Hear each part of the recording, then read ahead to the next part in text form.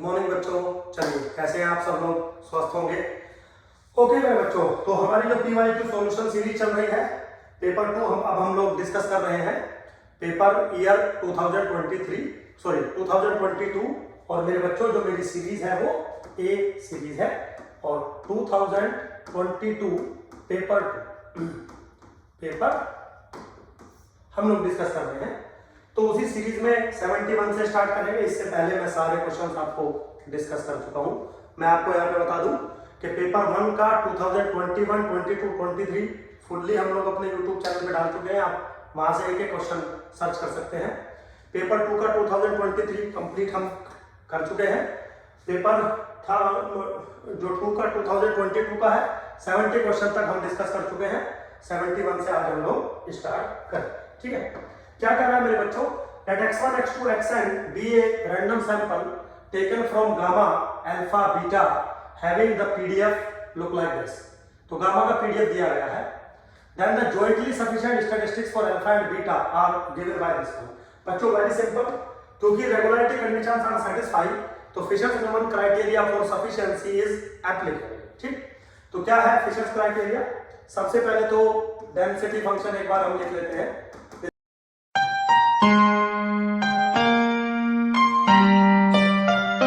This is what? E to the power minus x by beta into x to the power alpha minus 1 divided by beta to the power alpha into gamma alpha. Likelihood function बनाइए। This is e to the power minus के 1 by beta into summation xi into product of xi, I goes from 1 to n to the power alpha minus 1 divided by beta to the power alpha to the power n gamma alpha to the power n into कर दीजिए 1। तो fishers criteria अगर हम लगाएं तो this whole scenario can be represent as, एक तो function बनेगा समीशन xi का, एक फंक्शन बनेगा प्रोडक्ट ऑफ xi का, दूसरा इसमें अल्फा इन्वॉल्व है, बीटा इन्वॉल्व है, into some another function of xi which is 1। ठीक है, तो ये सिंपल क्राइटेरिया है, कोई रॉकेट साइंस नहीं है। तो अगर आप इसको गौर से देखें तो ये रूल है कि this summation xi and product of xi is jointly sufficient estimator of alpha and beta। तो ऑप्शन की तरफ अगर हम गौर करें तो A option is the correct option. बिल्कुल सिंपल क्वेश्चन था मेरे बच्चों, वेरी इजी, इससे आसान कुछ हो ही नहीं सकता। बस आपका कॉन्सेप्ट थोड़ा सा स्ट्रॉन्ग होना चाहिए। चलिए, अगला क्वेश्चन है मेरे बच्चों, consider the following for the next 2 questions. Let x1, x2, xn be a random sample from uniform distribution। Uniform से बहुत क्वेश्चन आते हैं, तो यूनिफॉर्म थोड़ा अच्छे से समझ लेना चाहिए। T1 क्या है? 2 टाइम्स ऑफ x बार। अगर आप यहां से देखें T1 is equal to 2 times of x bar उसने दिया है। T2 क्या है? Max of xn। ठीक है, consider the following statement. Number 1, T1 and T2 are consistent estimator for theta. आपको बताना है। ठीक, तो अगर आप T1 के बारे में थोड़ा सा एक बार देखें, सबसे पहले तो चलो पॉपुलेशन एक बार देख लेते हैं। x फॉलो करता है यूनिफॉर्म 0, थीटा। तो एक्सपेक्टेशन ऑफ x मेरे बच्चों बराबर हो जाएगी theta by 2 a plus B by 2। Variance of x बराबर हो जाएगा थीटा स्क्वायर बाई 12। ये मैंने सिंपली ले लिया है, हो सकता है मुझे कहीं पे जरूरत पड़ जाए। तो T1 और T2 आर कंसिस्टेंट है या नहीं, तो पहले T1 की कंसिस्टेंसी चेक करते हैं। तो expectation of T1 is nothing but 2 by n into summation I goes from 1 to n expectation of xi which is 2 by n into n times summation of xi theta by 2 cancel out which is theta। इसका मतलब जो T1 है वो unbiased estimator है as well as asymptotically unbiased estimator भी है। Now अगर मैं वेरिएंस ऑफ T1 मेरे बच्चों कैलकुलेट करूं तो 4 by n square into n into variance of xi, बिल्कुल सिंपल है। तो 4 by n into variance of xi क्या है? थीटा स्क्वायर बाई 12 मेरे बच्चों, this tends to 0 as n tends to infinity. इसका मतलब जो T1 है वो कंसिस्टेंट एस्टिमेटर है फॉर श्योर, इसमें कोई प्रॉब्लम नहीं है। अनबायस्ड एस्टिमेटर भी है, आपने प्रूफ कर दिया इसको। ठीक है, अब बारी आती है T2 की। T2 को अगर आप देखें तो मैं कई बार आपसे ये डिस्कस कर चुका हूं कि जो T2 बनेगा वो क्या होगा, सफिशिएंट स्टैटिस्टिक्स भी होगा थीटा के लिए और MLE भी होगा थीटा के लिए। T2 ये कई बार हम लोग क्लास में डिस्कस कर चुके हैं और आपको पता है बेटा MLE जो है इन जनरल कंसिस्टेंट होते हैं, बट फिर भी अगर आपको प्रॉब्लम है तो इसके कैलकुलेट करने के मेरे बच्चों तरीके भी होते हैं, आपको शायद पता भी होगा। जब हम एक्सपेक्टेशन ऑफ T2 निकालेंगे तो फॉर्मूलेशन आपको पता है n+1/n इंटू थीटा के बराबर फॉर्मूलेशन इसकी बनती है। सिंपल है बिल्कुल, ऐसा कोई रॉकेट साइंस नहीं है। तो एक्सपेक्टेशन ऑफ T2 इसके बराबर बनेगा। अब आप देखें तो this is not equal to theta, इसका मतलब जो T2 है वो अनबायस्ड एस्टिमेटर नहीं है, बट मैं इसको थोड़ा ऐसे लिख सकता हूं 1+1/n into theta which is equal to theta as n tends to infinity. ठीक है मेरे बच्चों, as n tends to infinity. Similarly बच्चों जब आप इसका वेरिएंस कैलकुलेट करेंगे T2 का तो वो जीरो की तरफ अप्रोच करेगा as n tends to infinity. ऐसा मैं अपनी पहली वीडियोस में आपको शो करके दिखा भी चुका हूं। इसका मतलब जो T2 है वो कंसिस्टेंट एस्टिमेटर है एक्चुअली में है, तो पहला स्टेटमेंट इज करेक्ट। ठीक, अब दूसरे पे आते हैं। T1 and T2 are unbiased estimator of theta. तो यहीं पे देख लीजिए जो T2 है वो अनबायस्ड एस्टिमेटर नहीं है, तो यहीं पे गलत हो जाता है और T1 को हम अनबायस्ड एस्टिमेटर दिखा चुके हैं। जो दूसरा स्टेटमेंट है वो गलत है। एक सेकंड में हमें पता लगे ना, हमने देखिए ना एक्सपेक्टेशन ऑफ T2 थीटा के बराबर नहीं है। ये चीज तो थीटा के बराबर तब आई है जब n tends to infinity, otherwise तो एक्सपेक्टेशन ऑफ T2 तो इसके बराबर है ना, इसके बराबर है which is not equal to theta. तो T2 is not unbiased estimator, T1 को हम अनबायस्ड एस्टिमेटर शो कर चुके हैं, तो पहला स्टेटमेंट करेक्ट है। So answer is A option. ठीक है, सिंपल है बच्चों, ऐसा कोई रॉकेट साइंस नहीं है। चलिए अगले क्वेश्चन पे चलते हैं।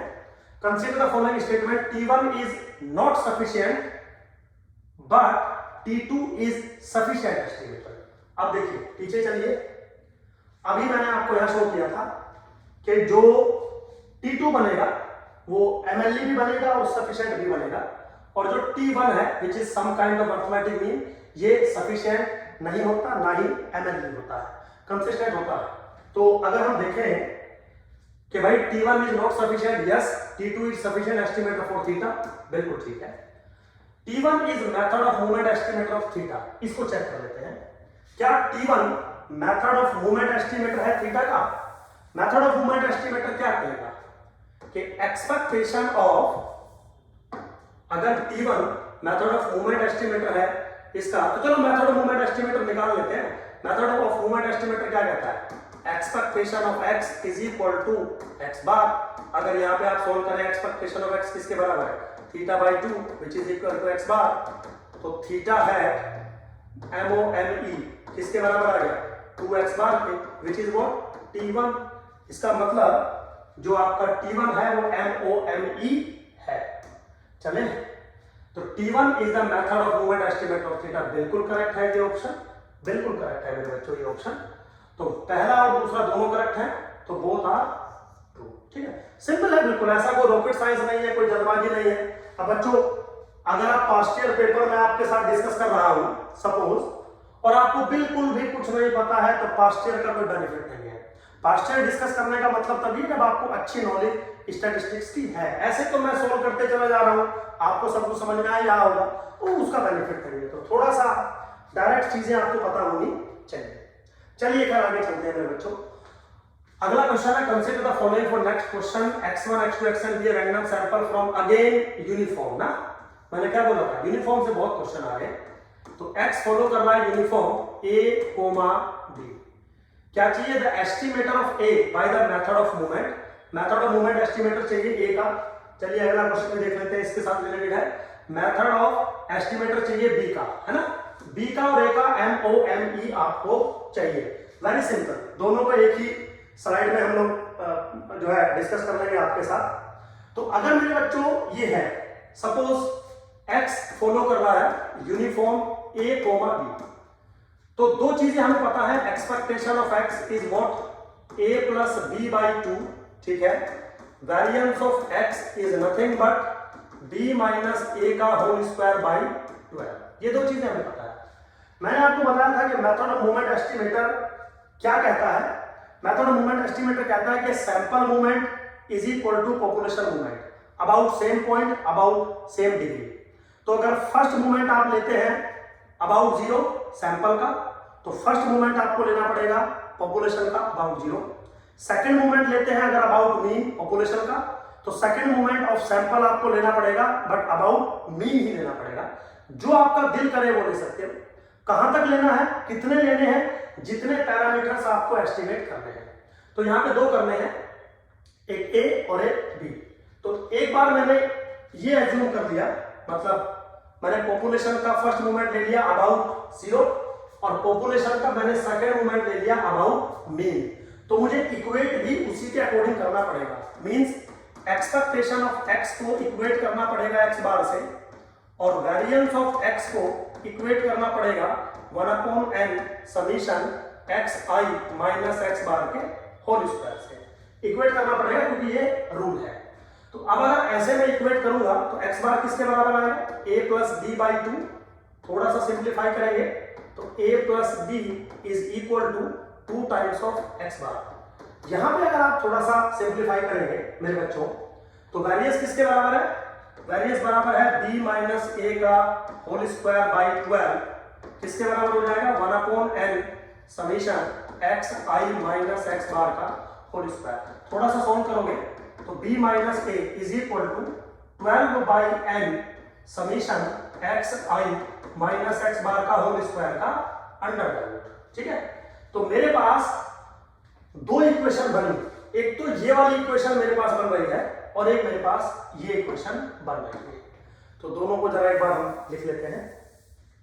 एक इक्वेशन बनी a plus B is equal to 2x bar और एक इक्वेशन बनी b minus A is equal to under the root of 12/n summation xi minus X bar का होल स्क्वायर।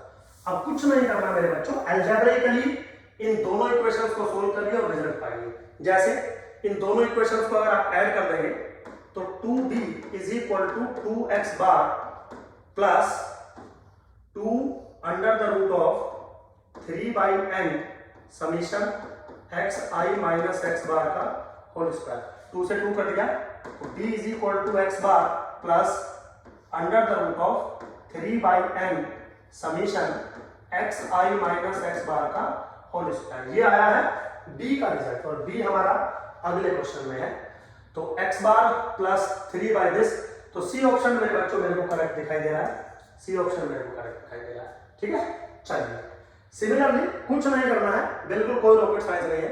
अब इस b की वैल्यू को उठा के आप इस पहली इक्वेशन में डाल दीजिए।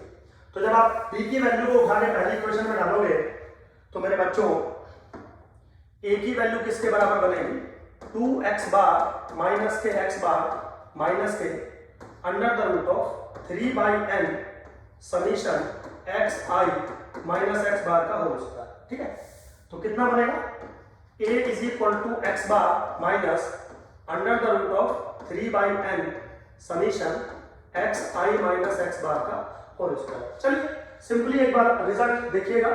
तो x bar minus 3/√n, C option is the correct option. तो बच्चों बहुत सिंपल था, 74 भी और सिमिलरली 75 भी।